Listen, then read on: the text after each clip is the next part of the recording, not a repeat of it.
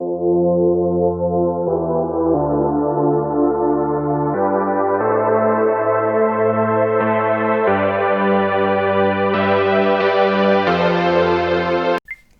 there, it's Stephanie Shea, Chief Astrologer for janspiller.com with your monthly horoscope. And this one is for you, Scorpio. Here we are coming into September. We've got the sun shining in Virgo through the 21st. And this is really going to help you make some progress on group projects and network for business or pleasure. So some things will be moving a bit slowly. I'll tell you about that. But it's not a bad month to circle back, close the loop on some conversations, finish a project. We get really slow next month in October when Mercury goes retrograde. But right now, there's still a window to do a few things, especially because Jupiter is stationing direct. I'll tell you all about that, but I'm going to go in chronological order here. So let's talk about the Pisces full moon. That's on September the 2nd.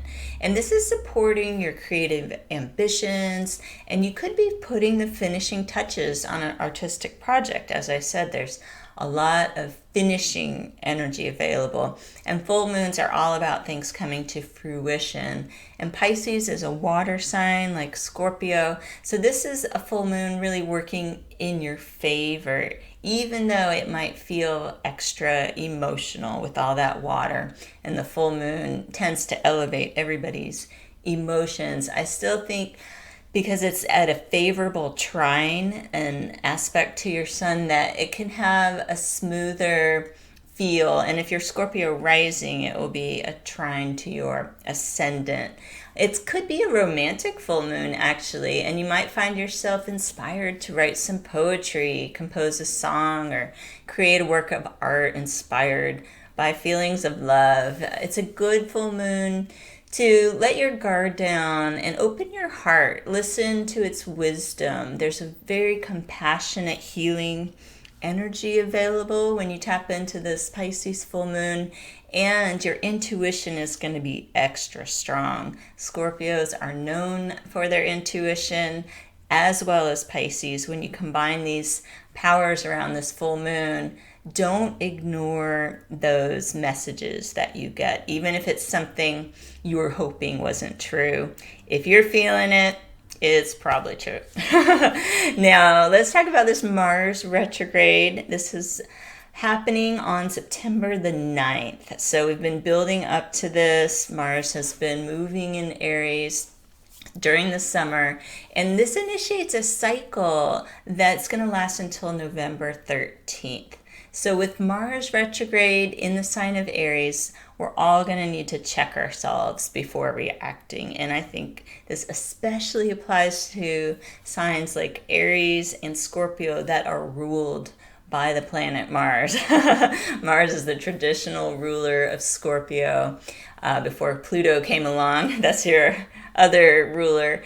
And I think you'll really be feeling some of the intensity that can stir up your impulsive side, or maybe your more competitive side or your combative side. Everybody's got a little bit of that in them, even if normally you're easygoing, go with the flow. This Mars in Aries is sort of a stirring stick. But don't worry, you can channel this energy productively when you're aware of its presence and you know how to work with it. So for you, I think it will help you examine your work or other daily routines. And especially if you've been on autopilot, this happens to a lot of us.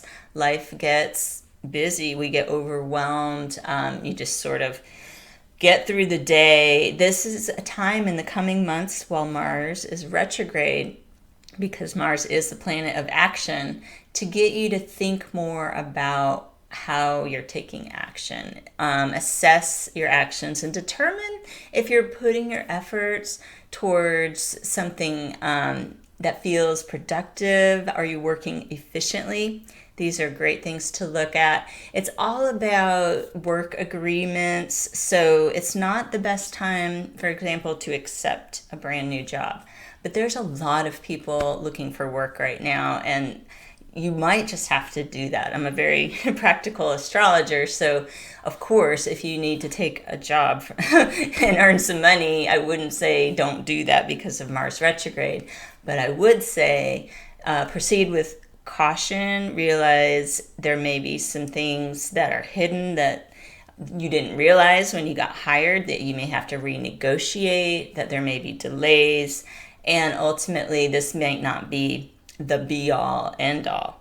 Now, the caveat to that is if you happen to have Mars retrograde when you were born, you might be able to work this loophole and things could work a little better for you than with most of us who were not born with Mars retrograde. So that's a little tip on that. If this is an interesting topic to you, I encourage you to check out the full video that I've done just on this upcoming Mars retrograde cycle, because there's a lot to it. So it's on this channel. Give it a view to learn more. The other thing you can do, as I was saying, is circle back and finish important projects that have gotten overshadowed and really eliminate the less meaningful activities or obligations from your schedule. This can be a great time to fine-tune your schedule and your use of valuable time and energy.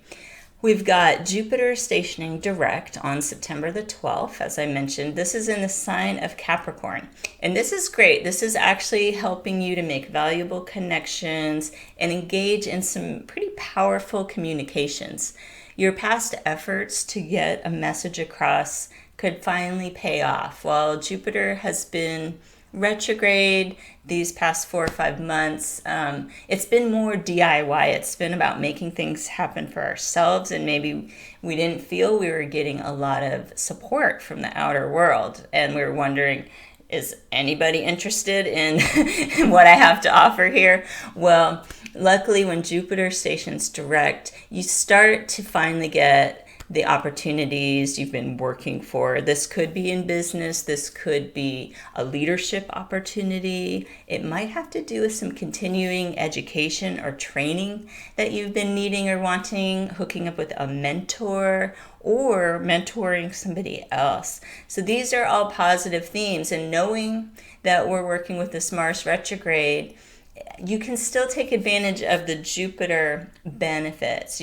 Everything is just on a slower timeline, but there are some gifts to be offered now that Jupiter will be stationing direct this month. We've got the new moon in Virgo, and that's on the 21st. This is offering support for goals related to friendships, community projects, group efforts, anything to do with humanitarian causes, as well as refining your personal skills. So definitely set those new moon intentions. You may end up adjusting them once we get out of the retrogrades, but it's important to set intentions at every new moon because that is the most powerful time for manifesting. Now we've got the sun entering Libra on the 22nd. And this signals the fall equinox in the northern hemisphere and the spring equinox for our friends down under.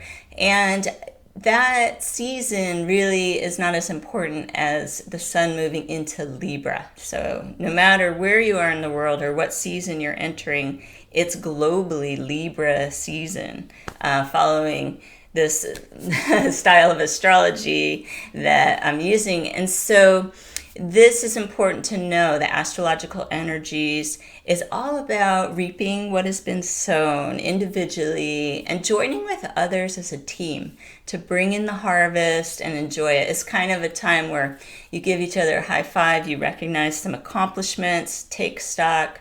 Whew, look at all this. And I think 2020 is one of those years for sure where people are like, all right, some things happened. And despite everything, people still were able to accomplish some things.